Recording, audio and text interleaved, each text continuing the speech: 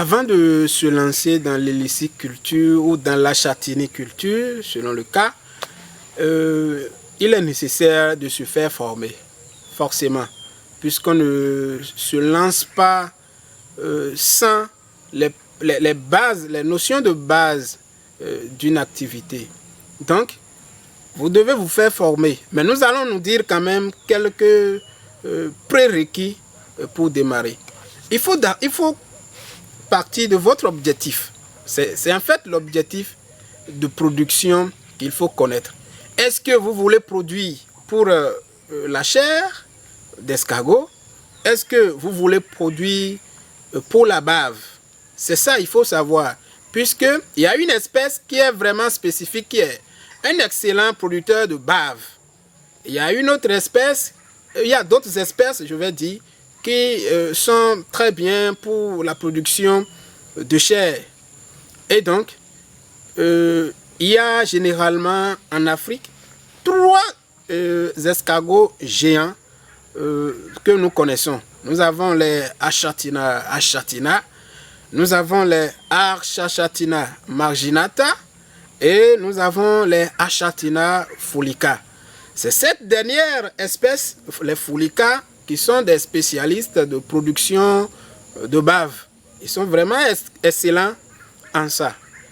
Mais il est nécessaire aussi de savoir que quand vous produisez de l'escargot, et que vous participez aussi à la sauvegarde de la biodiversité.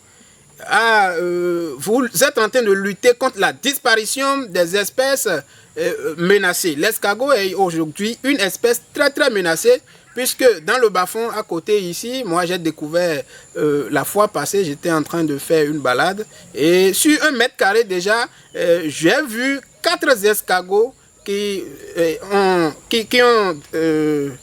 sont morts à cause des feux de brousse. Il y a quelqu'un qui a défriché et puis qui a mis le feu, et puis ces escargots, n'ayant pas le moyen de s'enfuir, ils sont tous morts. Donc, vous êtes en train de participer indirectement à la sauvegarde de la biodiversité. Vous êtes en train de lutter contre la disparition de ces espèces qui sont menacées. Vous êtes aussi en train de participer à l'esthétique, puisque je vais dire la coquille d'escargot est également un excellent élément pour l'esthétique. Vous pouvez utiliser la coquille qu'on décore correctement, les spécialistes le savent faire, qu'on décore correctement et puis qu'on attache au plafond dans les salons ou bien là où tout endroit où vous voulez faire de l'esthétique ou bien vous voulez faire de l'ornement, on utilise la coquille d'escargot pour faire ça. Mais la viande elle-même, elle est vraiment riche en certaines protéines dont nous ne pouvons pas retrouver chez certains animaux. Par exemple, quand vous consommez de la viande d'escargot, c'est que vous êtes en train, vous ne consommez du tout pas des lipides et d'ailleurs des graisses qui ne sont pas conseillées à l'organisme. Donc quand on vous dit que vous ne pouvez pas consommer les viandes rouges, vous pouvez adopter la viande d'escargot dans votre alimentation. C'est un complément alimentaire qui est aussi bien utilisé en alimentation humaine qu'en alimentation animale. Donc c'est ce que je peux dire. Et pour la bave, elle sert à quoi concrètement? La bave est utilisée en cosmétique. Pour ceux qui achètent les produits pour quand même faire, pour rendre lisse leur peau, je crois la bave d'escargot est un excellent produit. Même sans avoir ce produit de façon synthétique, directement, même quand vous avez l'habitude de passer la peau ou bien cette bave, vous prenez l'escargot complet que vous passez sur votre peau chaque fois, vous allez constater que un jour à l'autre, cette peau commence par être plus lisse et puis fraîche. Donc c'est ça, la bave d'escargot participe aussi à ça. Avant de démarrer, j'ai dit qu'il faut se faire former. C'est à la formation qu'on vous dira ce que les escargots aiment manger. C'est à la formation qu'on vous dira dans chaque compartiment, il faut combien d'escargots. Si c'est un géniteur, c'est à cette formation qu'on vous dira ça. Si ce n'est pas un géniteur ou bien si c'est des nouveaux naissants, c'est à cette formation on vous dira la densité normale pour une escargotière.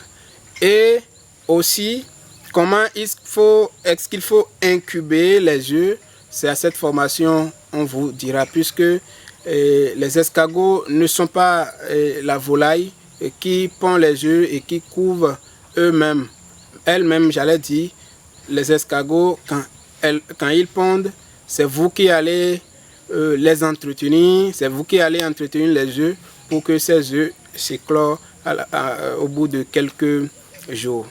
Mais je vous assure que le levage d'escargot est extrêmement riche. Si vous avez 100 escargots, vous pouvez vous faire des millions après 6 à 9 mois ou bien 1 an. Donc, c'est une activité qui est très très rentable. Du début jusqu'à la maturité, quelles sont les étapes que vous allez franchir en matière d'élevage d'escargots? D'abord, il faut l'acquisition des géniteurs. Et ça, il faut l'avoir chez les professionnels. Si vous allez au bord de la voie ou bien dans un marché prendre les géniteurs, c'est que vous êtes en train de créer vous-même votre propre tombe. Parce que vous ne savez pas les conditions dans lesquelles ces géniteurs ont été élevés. Ou bien c'est des géniteurs sauvages, vous ne maîtrisez rien de ça. Et donc, il faut prendre les géniteurs chez un professionnel qui vous dira que vos escargots ou bien vos géniteurs ont tel âge. Donc, vous devez être sûr que ces géniteurs sont déjà à la maturité sexuelle. Donc, quand vous les prenez, arrivez à la maison ou quelques semaines après, 2 ou 3 semaines, vous êtes sûr d'avoir des œufs déjà. Donc, ça fait la première étape. La deuxième étape, il faut quand même intégrer le substrat. Je suppose que vous avez déjà érigé vos compartiments d'escargotières avec les dimensions normales, réglementaires. Je suppose que vous avez installé tout. Donc, il faut quand même le substrat et qu'il faut avoir les meilleures méthodes pour stériliser. Et après avoir stérilisé le substrat, vous mettez les escargots. Quand vous mettez les escargots, déjà, si c'est des bons géniteurs, des géniteurs fertiles, ou bien, je vais dire, des géniteurs vraiment géants qui ont déjà commencé par pondre ou bien qui sont déjà à la maturité sexuelle, après 2 semaines ou 3 semaines, vous avez des œufs. Vous récoltez les œufs et puis vous allez les mettre en incubation. Comment se fait l'incubation? Vous créez vous-même encore un compartiment dédié spécifiquement à ça. Et chaque fois que vous ramassez les œufs, vous allez les mettre dedans, dans un substrat également. Mais ce substrat, comment il faut l'obtenir? Il faut enlever les brindilles, les débris, les particules les plus grosses. Il faut enlever ça, il faut tamiser. Et puis après ça, il faut stériliser avec des produits ou bien d'une manière naturelle. Vous allez stériliser ça et vous mettez les œufs. Après 3 semaines ou bien 4 semaines, vous obtenez les petits, les nouveaux-nés que vous ramassez, vous les mettez en engraissement et puis vous les fournissez, vous leur fouettez beaucoup d'aliments et puis ils vont grandir très rapidement. Après 6 mois, 7 mois, 8 mois, vous avez des escargots consommables que vous pouvez déjà commencer par vendre. Mais vous pouvez encore attendre jusqu'à 1 an, 2 ans pour obtenir des œufs également de ces escargots que vous avez élevés vous-même, dont vous maîtrisez vous-même les conditions d'élevage. Ou bien vous pouvez vous transformer en ce moment en un vendeur de géniteurs en ce moment. Et puis c'est très rentable, c'est très très rentable et vous allez vous faire des millions dans quelques années. Quelles sont les contraintes? Aujourd'hui, je vais dire au Bénin, il y a assez de difficultés dans le levage d'escargots. Et ces difficultés sont centrées sur l'incubation des œufs. C'est vraiment les contraintes que nous avons au Bénin. Puisque, c'est vrai, les Occidentaux ont fait des recherches pour dire si vous voulez incuber des œufs d'escargot pour avoir de bons résultats, il faut faire ci, il faut faire ça, il faut faire ça. Mais Ils ont fait leur recherche sur les espèces que eux ils ont chez eux, mais pas sur nos espèces à nous autres.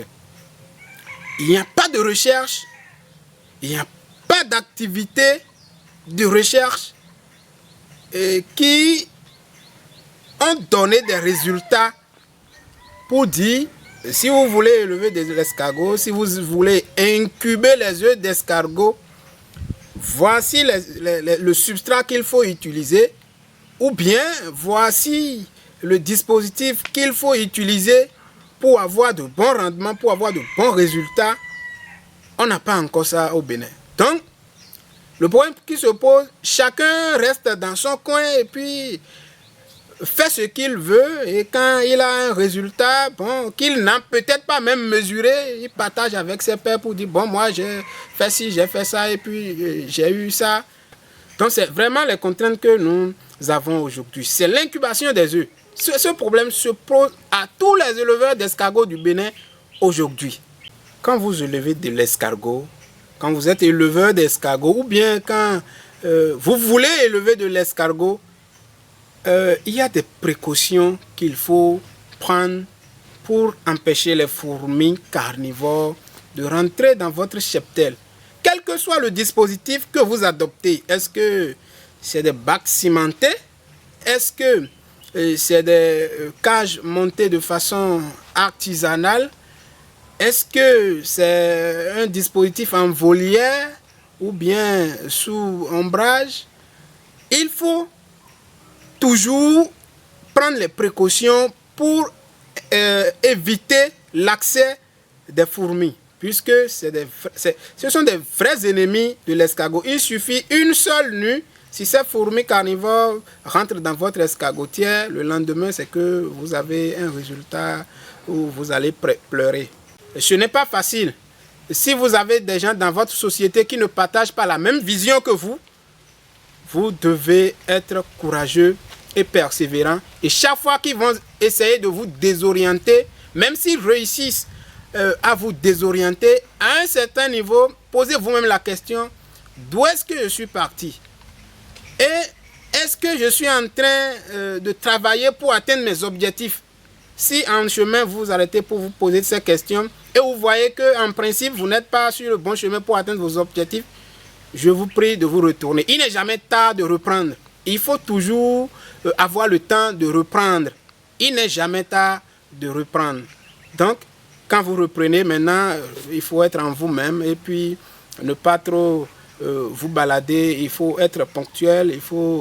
Il ne faut pas trop investir dans les choses inutiles, surtout quand on est en agriculture. Vraiment, il faut être concentré et que ça soit de bons résultats ou de mauvais résultats, il faut apprendre de ce que vous obtenez. Si c'est de bons résultats, c'est que c'est bon. Mais si c'est de mauvais résultats, il faut savoir que vous devez avoir quelque chose que vous avez appris de ça et vous n'allez pas reprendre les mêmes erreurs prochainement.